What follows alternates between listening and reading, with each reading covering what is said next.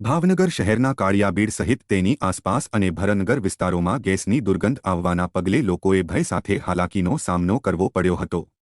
ગેસની વધેલી દુર્ગંધના કારણે લોકોએ ગેસ ગળતર થાય નહીં તે માટે તાત્કાલિક ધોરણથી તંત્રને જાણ કરવામાં આવી હતી। ભાવનગરના કાળિયાબીડના નગરસેવક પરેશ પંડ્યા અને અન્ય ભાજપના આગેવાનો દ્વારા કાળિયાબીડ, ભરનગર, પાણીની ટાંકીની આસપાસના વિસ્તારમાં ગેસની આવતી દુર્ગંધને પગલે તંત્રને જાણ કરીને પરિસ્થિતિને થાળે પાડવા અને કોઈ મોટી ઘટના ઘટે તે પહેલા પગલાં ભરવા માટે જાણ કરી હતી। જો કે દુર્ગંધ ક્યાંથી આવતી હતી તે જાણી શકાયું નથી। જો કે જીપીસીબી સહિતનું તંત્ર ગેસ લીકેજ દુર્ગંધના મૂળ સુધી પહોંચવા મથામણ કરી રહ્યા છે।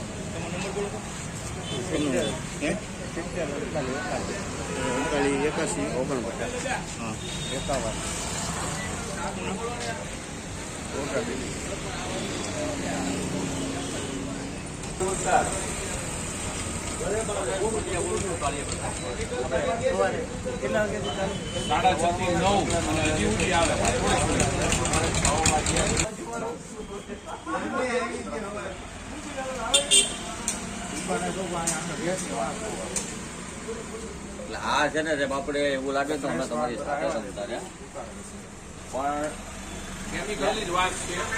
ઓકે, વાળી હોય એવી અને બહુ ખરાબ રીતે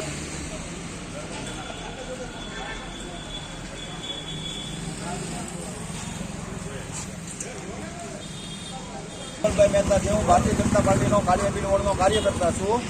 આજરોજ વહેલી સવારે 6:30 વાગ્યાની આસપાસ કોઈપણ પ્રકારનું કેમિકલ્સ અથવા ગેસ ગળતરની કાળિયાબીડ વિસ્તાર, ભરતનગર વિસ્તાર અને પાણીની ટાંકીની આજુબાજુનો, વિરાણીની આજુબાજુનો વિસ્તારમાં કોઈપણ પ્રકારની ખૂબ જ દુર્ગંધ આવતી હોવાનું અમારા ભારતીય જનતા પાર્ટીના કાર્યકર શ્રી મનીષભાઈ દુધીરેજીયાને જાણ થતાં પરેશભાઈ પંડ્યા કોર્પોરેટર સાહેબ તાત્કાલિક ઉપસ્થિત થયા અને લાગતા વળગતા જે અધિકારીઓ હોય એને જાણ કરીને બોલાવવા માટેની કોશિશ કરી।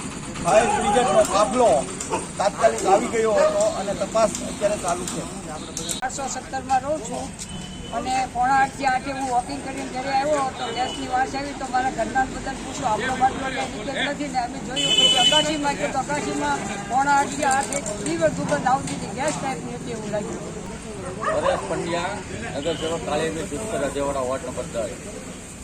આજ સવારે અમારે કાળિયાબીડ વિસ્તારની અંદર ખાસ કરીને વિરાણીથી ચાલુ કરી અને ભાંગલગેટ વિસ્તાર સુધી સવારે 6 વાગ્યા આજુબાજુ આથી કોઈ પણ એવું કેમિકલ યુક્ત ગાડી નીકળી હોય જેનો ગેસ કાળિયાબીડ વિસ્તારની અંદર ફેલાયો। કાળિયાબીડ લખુબાવલથી વિરાણી રોડ, શાકવાડી સુધી આ પાણીની ટાંકી જુઓ। અત્યારે પણ કોઈ પણ દુકાન ખોલે તો દુકાનની અંદર પણ એ વાસ ગરી ગયેલી છે। સવારમાં અમારા કાર્યકર્તાઓને હાથે રાખી ફાયર બ્રિગેડની ટીમ બોલાવેલી, ભારત ગેસની ટીમ પણ બોલાવેલી અને જીપીસીબીના અધિકારીઓ ઉકડિયાજી અને રાઠોડ સાહેબને જાણ કરી અત્યારે જીપીસીબીના અધિકારીઓ પણ સાથે છે અને આ માટે જે કાંઈ કોઈ પણ એવો કેમિકલ ગાડી નીકળી હોય અને તપાસ કરવામાં આવશે। અધિકારીઓને પણ કીધું છે કોઈ પણ હિસાબે, કોઈ પણ સંજોગોની અંદર જે મેન વ્યક્તિ છે અને આ રીતની જે ગાડી લઈ નીકળ્યા હોય અને કોઈ પણ હિસાબે સીસીટીવી કેમેરા ચેક કરીને પણ પકડવા એવી અધિકારીઓ તેને સૂચના આપેલી છે।